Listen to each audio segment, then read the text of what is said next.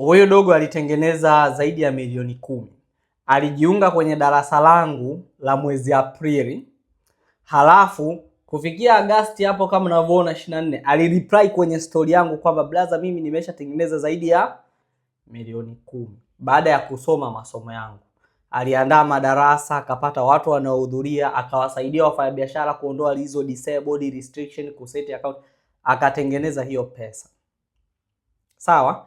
Jana nimempa kazi huyo kijana ya kufanya social media management. Kuna kampuni imenitafuta lakini mimi nimeshazidiwa tayari. Nina akaunti nyingi nazisimamia, hata nyingi ambazo nyewe wenyewe mna comment huko, mna reply, tunazisimamia. Tunawaona mnavyo comment huko.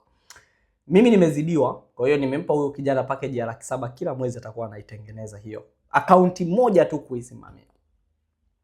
Ninataka kusema nini? Ninaona bado kuna fursa kubwa kwenye digital. Kubwa sana. Kikubwa tu uwe unaweza kuleta matokeo chanya unapomsaidia mfanyabiashara matangazo yake.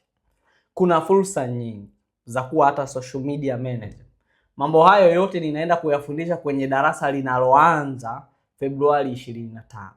Kama bado we kijana umekaa nyumbani hautengenezi chochote kwenye mtandao, anza sasa kwa kuwa na skills, kwa sababu tuna monetize skills. Ujuzi ndio unauza.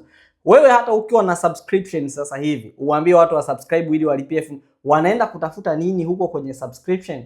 Hauwezi kumonetize kitu ambacho hakipo. Lazima uwe na ujuzi fulani ambao watu wataenda kuupata huko.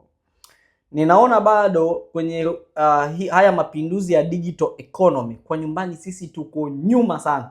Unatengeneza content, mtu anakuambia ukiona watu wanakushirikisha fursa ujue wewe ndio fursa. So guys, think twice.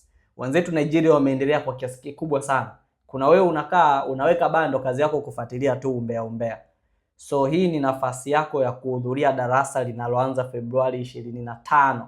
Ada ni shilingi 20,000. Njoo upate ujuzi, umonetize hizo skills, na nitafundisha jinsi ya kufanya monetization. Huyu mimi ni Instagram guru Samson Mbembea.